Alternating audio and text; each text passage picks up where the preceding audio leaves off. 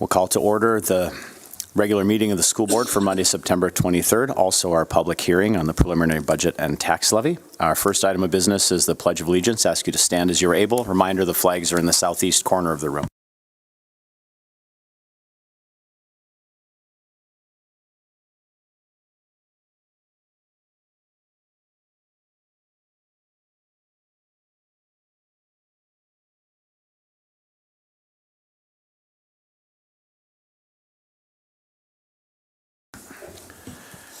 The next item will be the public hearing on the preliminary budget and certificate of tax levy for fiscal year 25. Turn it over to Brandon Bombach.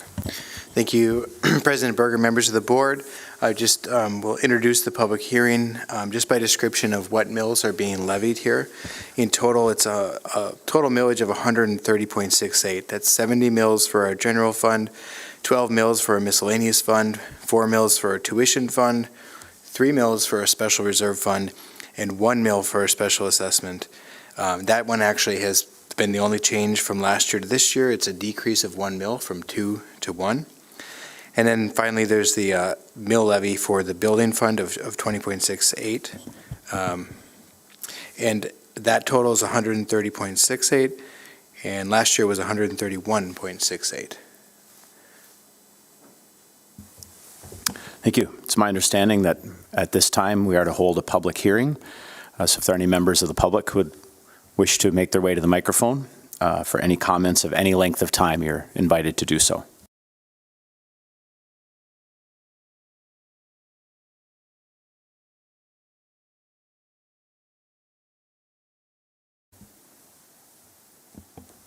Hearing and seeing none, we'll move ahead with the next item of our agenda. This moves us into our regular meeting. And 3A is the appointment of student board member in the oath of office for Michaela Skinny. So I believe Dr. Brenner will administer the oath.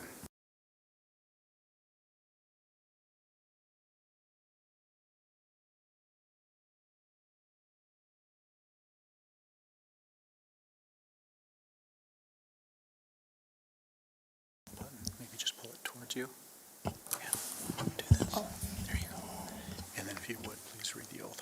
And then we'll have you sign it. Okay. I, Michaela Silgini, do solemnly swear that I will support the Constitution of the United States and the Constitution of the State of North Dakota, and that I will faithfully discharge the duties of student representative to the School Board of Grand Forks Public School, District Number 1, according to the best of my ability, so help me God.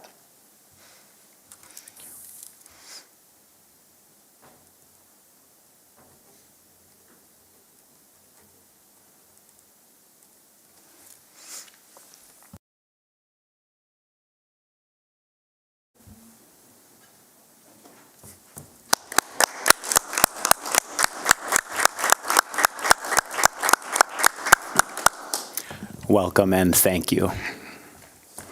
3B will be the reading of our school board meeting norms. Vice President Anderson. Meeting norms are: be prepared, be on time, value and respect each other, exercise thoughtful deliberation and conversation, be professional at the board table and when visiting with the general public, speak up when the norms are not being followed, and advocate on behalf of students and keep the community in mind. Thank you. Item 4 is the approval of our agenda. I'm actually looking for a motion to remove one item from tonight's agenda. That is item 7B, contracted staff resignation and release from contract. So I'd first entertain a motion to remove 7B from tonight's agenda. Can we make it in one motion? Do you want to? Are you suggesting that we I'm just saying, amend and pass at the same time? Can I move to remove 7B and approve the agenda? I'll accept that motion. Do I have a second? Second. It's been moved by Eric Lund and seconded by Josh Anderson to approve the agenda with the removal of 7B. Is there any discussion? There might be some confidentiality behind the motion to remove. Jay. You turn your microphone on. There might be some confidentiality behind the motion and request to remove that line item, but what in general is the rationale? Do you want to take that, or do you want me to take that? Sure. Thank you, Board Member Clevin. We just believe we need a little more time to do a little more research on the request and the liquidated damages request. Okay. Any further discussion? President Berger, Yes, sir. at what point will that come back forward to the board? I don't have that General timeline. timeframes. Yeah, nothing specific, but in general, when would that come back? Likely the next meeting. Okay, thank you. Any other questions? Hearing none, we'll take a roll call vote. Manley? Anderson? Yes. Hodak? Yes. Clevin? Yes. Larson is absent. Palmasino? Yes. Flynn? Yes. Lund? Yes. And Berger? Yes. 8 yes, 0 no, 1 absent. Motion carries. Item 5 is our public comment period. I don't have any of the comment cards turned in to the desk. Are there any citizens wishing to provide public comment at this time?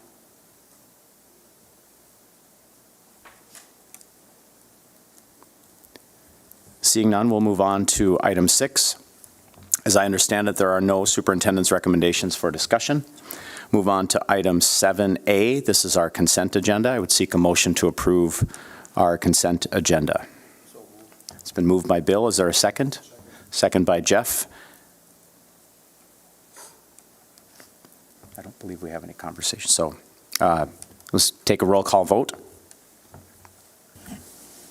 Lund? Yes. Palmasino? Yes. Flynn? Yes. Anderson? Yes. Clevin?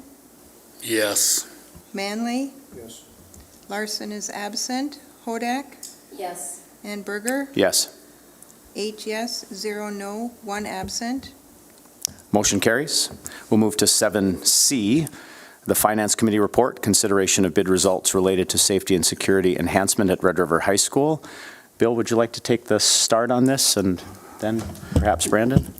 I can do that. I think we did meet on the two subjects that are on under discussion or under action for tonight, or just one is for action. It was mainly the bid on the Red River safety and security, and the main reason why Red River is moving forward is it can be done during school because it's in an area of the school that would not affect the classes.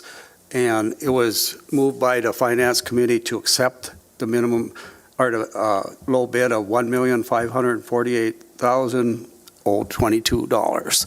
And what I asked for was one sheet of paper to show where it's happened. So if you page through your roll of, I think there's 15 pages here, just go to the last page.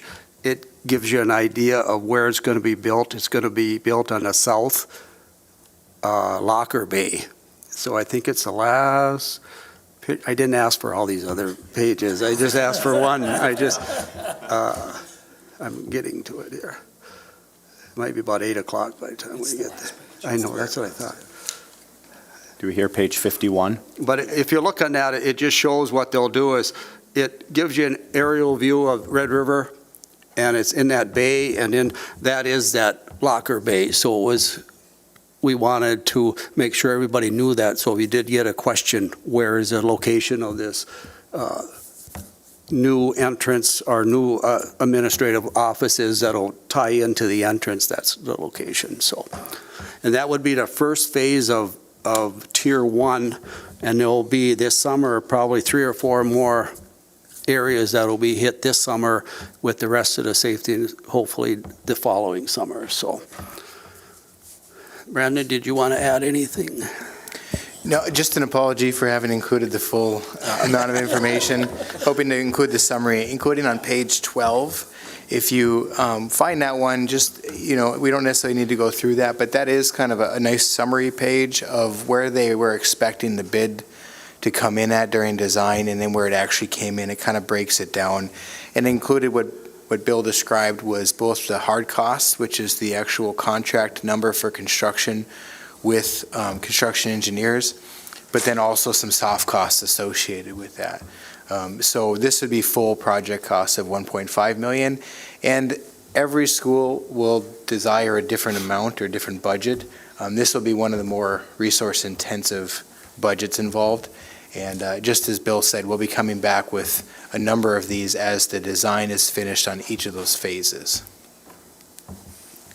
So our recommendation is to move forward with, I'll make the motion to accept that low bid of 1548022. Second. There's a motion by Bill and a second by Eric to approve this bid, of 1.548 million roughly. Any discussion, questions? Amber? Was this a part of the referendum costs? Yes, absolutely. This is the first substantial project. The first dollar spent out of the project were to replace a lot of the push-to-talk security systems across the district. Mm-hmm. This is the first project scope that is to relocate offices. Okay, thank you. Jay, I believe you're next. Thank you. There's several references to estimate, both in the schedule and the project cost. I assume that's merely a misnomer, and these are in fact final amounts. Yes, the construction dollar amount associated with the project is hard and fast. That's what they're guaranteeing they won't exceed. And so that's a hard number, and that number specifically is the 1.334 million. Sure. The soft costs that bring it to the total of just over 1.5 million are going to be more estimates, including how much will be spent on furniture in the office. That has yet to be completely decided. Understood. It's just, again, the reference is the final, because it says estimate in several places. I just want to make sure we understand these are bid costs, publicly bid, publicly procured, final costs. Yes, absolutely. And just, I noticed we had a guest walk in here, Chad Dustin with Construction Engineers. What he didn't know prior to this is we were going to be very effective in the first part of our meeting schedule. And so we are into the subject. Just one question, Chad, if you do want to come up, was the word estimate was used throughout some of the documents here. And Board Member Clevin was just clarifying that these are indeed final numbers. They are final numbers, yes. It's considered our CD construction drawing estimate, yes. Those are our final numbers, which the GMP is based off of. But again, there's reference to estimate. How, this should be, I know you can't state with absolute certainty it'll be the final cost because you are doing a remodel. But again, the reference to the estimate seems, again, a little bit uncertain where we'd want this to be after we bid work. It's our final estimate for the project, yes. It's not an estimated cost, it's our final number for the project, yep. I'll cede the floor to Dr. Lund. Sure. If we approve this tonight, the amount cannot go over what we approve. If it ends up being less, because you've also got soft costs in there, so it could be less, but it cannot go over this dollar amount if we approve it, correct? That's correct. It would only go over if we return to you for permission to exceed. That's a good clarification. How's the owner contingency being approved, and what's the dollar amount? So prior to the start of a number of projects, the Finance Committee established, or the board established the Finance Committee as the body for any change orders or contingencies in the excess of $50,000. Anything less than that, the administration has the ability to approve, although there's been some already that we've decided to bring to that body, knowing that they'd be important questions that the committee would like to introduce. But any increase of GMP or guaranteed maximum price would come back to the board. And what is the dollar amount of the overall owner contingency for the project? That is $40,030. Okay, thank you.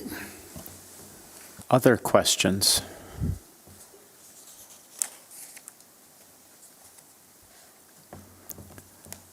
Seeing none, there's a motion on the floor to approve this bid in the amount of 1.54 Thank you, Mr. Chair. You have a memo from me in your board packet, so I'll just go ahead and give you a high-level overview of that memo. North Dakota Century Code 15.1-06-06 requires that all North Dakota schools and school districts submit an annual compliance report to the North Dakota Department of Public Instruction by October 1st of each school year to be declared approved and receive foundation aid. So it is a big thing to get it right when it's submitted. The report's completed and submitted via the state STARS system. In order to obtain certification for approval, the school district superintendent must submit a report for each of the district schools, complete with a signature of the school principal and the superintendent. And then the school board must approve the annual compliance report before I actually submit it. Attached is a copy of the summary report as evidence of compliance for each of the district schools, and all school principals indicate complete compliance with all compliance areas. And if you look at the compliance report itself, there are 9 categories, anywhere from teacher certification to curriculum compliance to making sure that people have background checks. Just again, from a high level, all principals have signed off on that. And so where you see all the yeses in those columns on the far right, that means principals have completed it, along with the date that they completed it. Where it has all the no's under approved, those no's will turn to yes once it's submitted to the DPI following your approval. So administrative recommendation is for the approval of the 2024-2025 annual compliance report. Thank you. Any questions for Dr. Brenner related to the annual compliance report?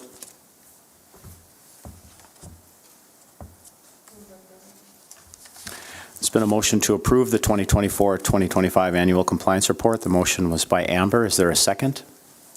Second. Second by Jeff. Any further discussion? Yes, Jay. Thank you. This, I assume, is kind of the standard form and format every year. That is correct, yes. Thanks. Any other discussion? We'll take a roll call vote. Palmasino? Yes. Lund? Yes.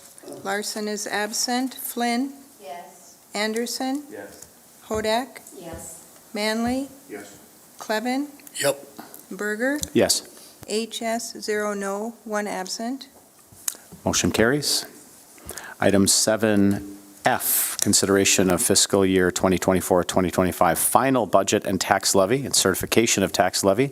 This is Brandon Baumbach. Thank you, President Berger, members of the board. So primarily what you have attached with the agenda item here is a cover memo just describing that mill levy layout as I had earlier read off. But what's attached is both a PowerPoint presentation, which are some slides I'm just going to go through to articulate the general fund here and what's going on, and then also the SFN 9149, which is the format for which the state, and we submit it to the county auditor, but it's a state document that we use to actually submit the budget. Just one notice, if you look at the numbers between general fund, which is similar, what we present monthly, and what I'm going to talk through, it'll be slightly different than SFN 9149 because it includes Fund 65, which is a CTE budget that's just it's a little bit. It's really not material, but that would be the difference in some numbers you might see. So the plan here would be just to walk through the slide deck to provide the narrative of what's going on in this budget. So just what the slide deck will take us through is a little past, present, and future. So we're going to look back on the fiscal year 24 and see how that general fund wrapped up. What did we budget for in the beginning, and how did the actuals come in by the end of that fiscal year? Then we're going to look at the fiscal year 25 budget. That's the year ahead. We're already into it, but it's really this school year ahead of us. And then what does that look like for projected budgets and ending fund balances just into the future?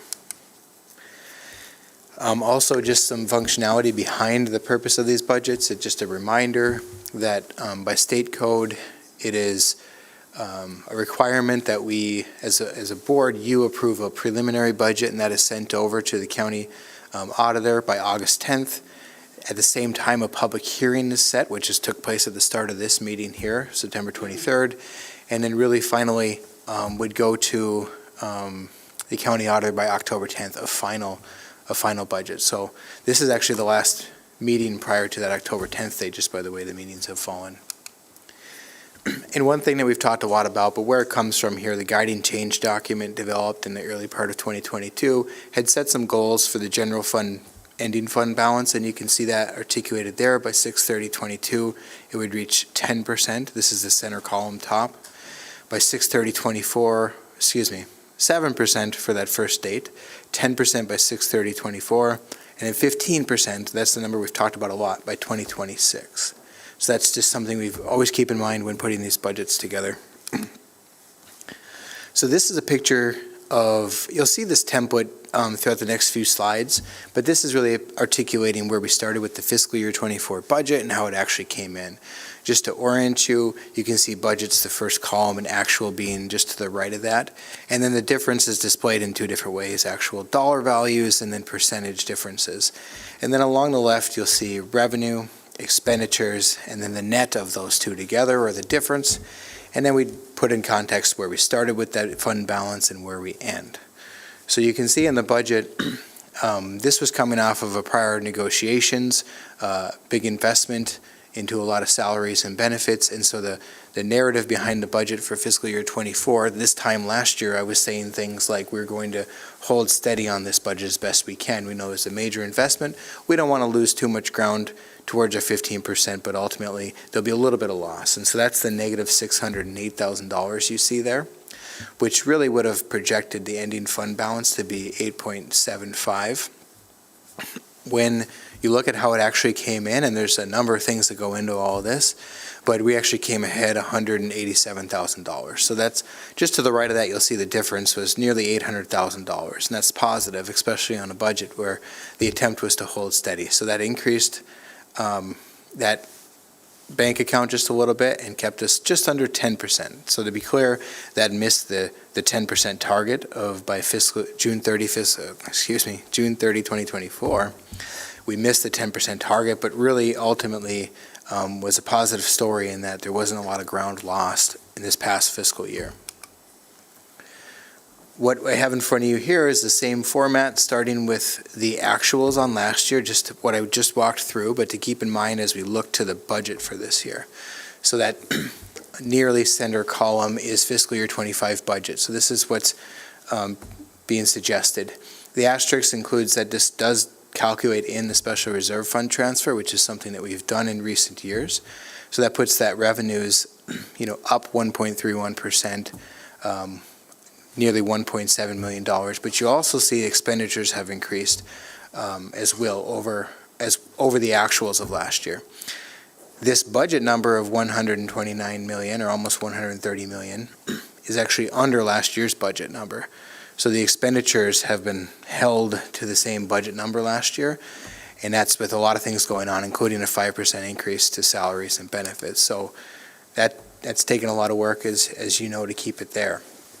When you put the revenue and expenditures together, you'll see where this budget is suggesting it would come out positive revenue over expenditures of $813,000. That would increase the general fund balance, but not greatly. It would bring it to $13 million, which would bring it just over 10%. What's changed here since the last time we talked budget in early August, or end of July, excuse me, until now, the final budget is what's on the screen here. Ultimately, looking at that third column, the difference, you can see revenues have gone up quite a bit and expenditures have increased just a little bit more than that. When you look at the net of what we had in the preliminary budget of $2.1 million to $800,000, that's not quite as much traction as we wanted on our goal of 15%. It's kind of a revision down of 1.3 on that net value. There's a lot going on there, and including a process where throughout the summer, as we're hiring up for the school year, we work hard to get everything into the computer system, into our accounting system, and really the 9/15 payroll is when everything truly calculates. So anything from lane changes, new hirings, resignations, all those differences, they come into focus on 9/15 payroll. And what we can reflect on in that is there was a lot of activity. Another really big thing that's taken place since the spring, which really was reflective of preliminary budget, is we were dealing with spring enrollment numbers. And the reality of the final budget is we're dealing with fall enrollment numbers. And there's a big difference this year. I know Dr. Brenner had put out a video just last Friday describing this of, really it's coming into focus, but a conservative number might be 150 student increase, which is the kind of growth that Grand Forks Public Schools just hasn't seen for quite some time. So when that happens, we make the investments, so the expenditures increase, and the state revenue will follow on that. But just a lot of moving numbers in there too. But that's largely what's taking place in there. Also, what happens from the preliminary budget to the final budget is a lot of our federal grants will finalize. We'll get the final numbers from our federal grants, so all those changes take place. We put that into a 5-year projection to see what it looks like going forward. Just to note, there's a lot of assumptions in this. It's really carrying a consistent growth of revenue at 2.88 and a consistent growth of expenditures at 2%. And as you know, what happens in the spring of this year is both negotiations, which affect expenditures, and then also the state legislative assembly gets together and decides how much will come in state revenue, which greatly affects the revenue. So really, it's difficult to pick a number projecting that forward. So I would say those are modest increases. The reason why revenue is greater at all than 2% is because of some of the local property tax increases we've been seeing. Of course, that's up for a decision in November too. But when we look forward here, the takeaway I'm sure you can see is along the bottom is just where that general fund balance is. And it's growing, which is very positive, but not quite as quickly as we were originally hoping. And you can see we're getting close to 15% at a 2-year later time frame. So it's slid to the right here. Just graphically, this is what that could look like. And I'll point out too that when we budget conservatively. We don't ever want to be wrong about that. There are things that happen throughout that budget. So we set the course, and then we have to travel the course. And notably, with an organization as large as ours, there'll be a lot of changes. Could be turnover and things like this, which can result in a lowering of expenditures, and it really has. So I'm optimistic about where this will go over the course of this year, but not as strong as where we thought we wanted to be. But there's a lot of positivity, a lot of work in this past year to get us where we are. In fiscal year 25 budget, in the budget I'm presenting, we won't see any ESSER dollars. If we do, it'll be de minimis. It'll be some carryover because ESSER actually ends on 9/30, so it'll be in the tens of thousands of dollars. Whereas this was, north of $7 million involved with the budget. So when you take those out, there's some things that need to stay and they need to migrate and find a home in the general fund, and some things that need to be sunsetted. There's obviously a lot of work around the realignment process that has taken a lot of time and a lot of effort. And even with those things involved, you can see here that the expenditures, and in addition to the 5% increase in general overall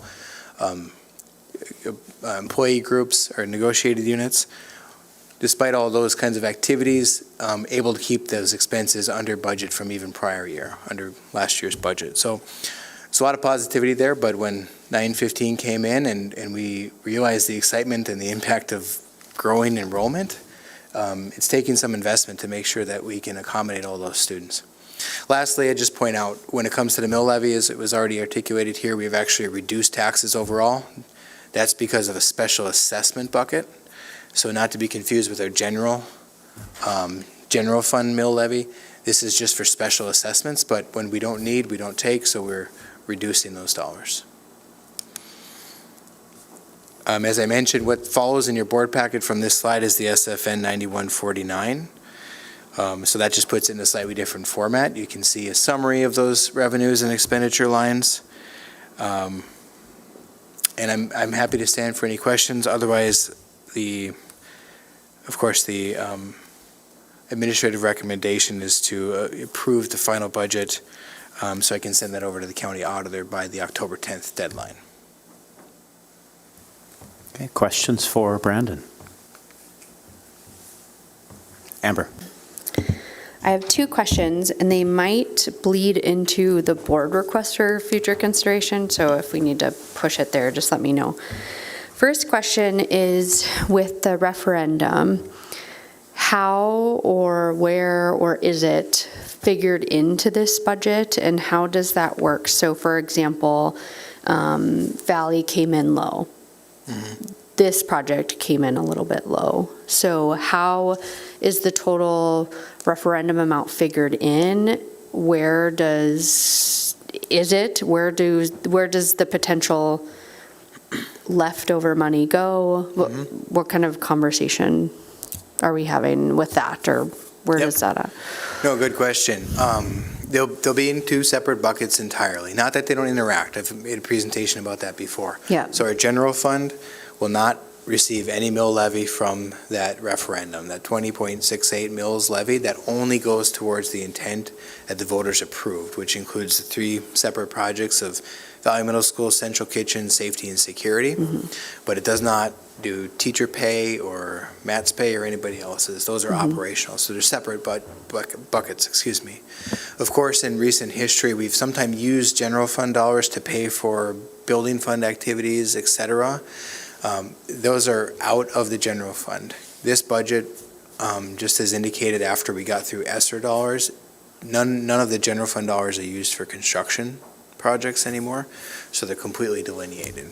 And we're not obligated for this time frame to do like a budget or have an approval for like the building fund with this? Okay.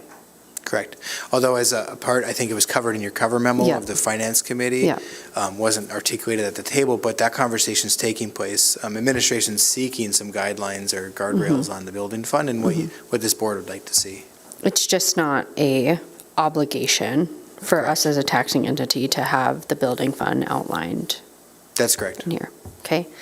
And then, I had a second question, but I forgot it. So someone else has a question. Should we come back to you? Sure. Okay, we'll leave the floor open, but any other questions for Brandon? Jay? Bear with me. I'm not used to being on stage. There's several here. I think they're all fairly quick, kind of single line item questions. The recap of 2023-24 showed reduced expenditures. How generally was that achieved? Recapping those expenditures, I would say, what we include in there in our budget is all the ambitions at the start of the year, right? So when we have our federal grants laid out, exactly how we want to spend those dollars. Sometimes those dollars are eligible for multiple years and you just don't get to that position of the project. So over the thousands of lines that we have in our budget, we have all the best of intention to spending it down with never exceeding. Sometimes we exceed, but more often than not, we come in just under that budget. Everybody does a really good job of sticking to the budget. And then there's dollars left over, and across that many accounts, it can add up to a sizable dollar amount. Okay, so it wasn't like some decision to not pursue a certain curriculum or activity or something like that. It was just kind of a natural, not spending the accounts down. Yes. Okay. The projected revenue show between the preliminary and final budget readings, and I think I understand why, but that revenue is based pretty much on student population increases. The revenue side, again, between projected 24-25 and what we're hearing today. Yep, primarily student enrollment, which affects the state aid explicitly, but also some of the federal funding would be affected as well. Okay, thanks. And then the 5-year projection showed similar revenue increases. In general, why is that? Sorry. The 5-year projection showed year-on-year increases in revenue. What's the source of that projected revenue increases? So the assumption I made for those future years beyond that is 2.88 revenue. Honestly, a good strategy in projecting your revenue and expenditure is just set them equal to each other because it's really difficult guess. The reason I gave any kind of hedge on a little bit higher revenue, 2.88, is because I factored in local property tax growth, which has been stronger than your standard, placeholder of 3%. It's been closer to 8%. And so holding that true, I kept that edge. All right, that probably is a good segue to just a semantics question. There was a some reference to tax burden decreased by 1 mil, probably meant tax levy decreased by 1 mil. It's a fair point. Because, I mean, that's the kind of thing people get kind of hung up on the semantics of it all. Yep. No, that's a fair We knew what point. you meant. So, and then last, to compliment all you guys and gals last year. I wasn't here, but good job holding the line. Like, that was pretty good financial performance last year, so thank you. Amber has her second question. I wrote it down, I remember it now. So again, this might bleed into board requests for future consideration, but to segue off of what Jay just said, I look at the projection of this budget and I am thinking, gosh, I think we know more information now than we did when we were having the guiding change document conversations. And looking at those numbers on just the steady increases and where we're at, I feel really comfortable with that budget. But I'm also going to be honest to say there's no way we're going to meet 15% by 2026. And that would scare me sitting on that side of the table. Like, so what does that mean then? Does that mean they're going to start cutting positions? You know, does that mean, what does that mean for a district if we have this goal, right? And so I just wanted to point out that I think we should maybe start having conversations about, it's been a little bit, 3 years since, you know, it was finalized in 2022, but we started talking about it 3 years ago. And I think we should revisit what that goal might be or what that looks like. Because if we're projected with expenditures, you know, and feel like this is a comfortable amount and a comfortable projection, well, we're not getting there for another 4 years. And I'm not saying I have discomfort with that, but I think as a board, we need to have conversations about what information do we have now? Is this still the goalpost? Do we adjust that? I don't know if that starts in finance committee or where, but I want to get ahead of it because I don't want people to think, great, here's the goal. Does that mean they have to cut 2 years sooner because we're trying to meet a 15%, you know? So. Other questions, comments? Dr. Lund? Just a couple of comments. Thank you and your team, because it's not just you that does this, for all the hard work. And thank you for making it so that a non-financial person can not only understand but stays awake during the presentation. And I've gone through enough financial meetings through the 66 years that it doesn't always happen. So thank you for that. And also thank you and the administrative team for reducing the mill levy by 1. People say, well, it's just 1 mill levy. Well, that's real dollars. And to those of us that are paying taxes, it's real dollars, and it comes back. So thank you both for that. And then just maybe a comment about your estimated budgets over through 26 that you were talking to Jay about. I think when we set the budget in the fall of 2019, none of us knew about COVID, and that created havoc, not just at this school district, but across the country and the world. So that's why they're educated guesstimates. They're good, and you look historically what's our growth been, but they are just estimates because you don't know if there's going to be a COVID-2 or some other thing that happens next week. But I appreciate all the hard work and administration hard work on this. So thank you.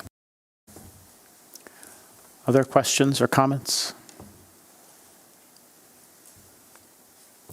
Hearing none, the administrative approval is to, the administrative recommendation is to approve the fiscal year 2024-2025 final budget and tax levy. So I would seek that motion. It's been moved by Jeff. Is there a second? Second by Clevin. Second by Jay. Any further discussion? Hearing none, we'll take a roll call vote. Anderson, Yes. Flynn, Yes. Clevin, Yes. Hodak, Yes. Palmasino, Yes. Larson is absent, Lund, Yes. Manley, Yes. Berger, Yes. 8 yes, 0 no, 1 absent. Motion carries. Item 7G is the designation of convention delegates.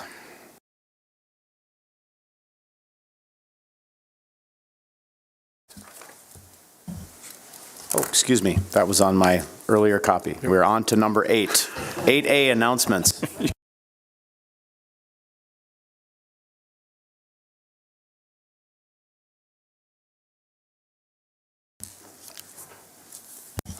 I don't have any announcements. I did have one, but Brandon covered it in the budget conversation, and that's that we can say for certain that we are up 150 students K through 12. Could even be a little bit more than that, but we're still scrubbing the data, and we just want to make sure that we're counting heads and we're not counting names on paper. But 150 is a confident number. Other announcements? JV football won, in case anybody was wondering. I was. Yep. Could we get the score? 22-14, I believe is what it ended on. So Central won. That's the reason I was late. Apologies on that. No worries at all. Thank you for that. Other announcements? Board requests for future consideration. Amber touched on one about perhaps some conversation about what those goals look like, as well as Brandon bringing up having the similar conversation, guardrails in regards to the building fund. Are there other board requests for future consideration?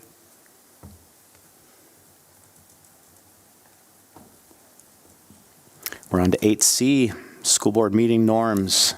Josh, how did we do? We did very well. We are adjourned.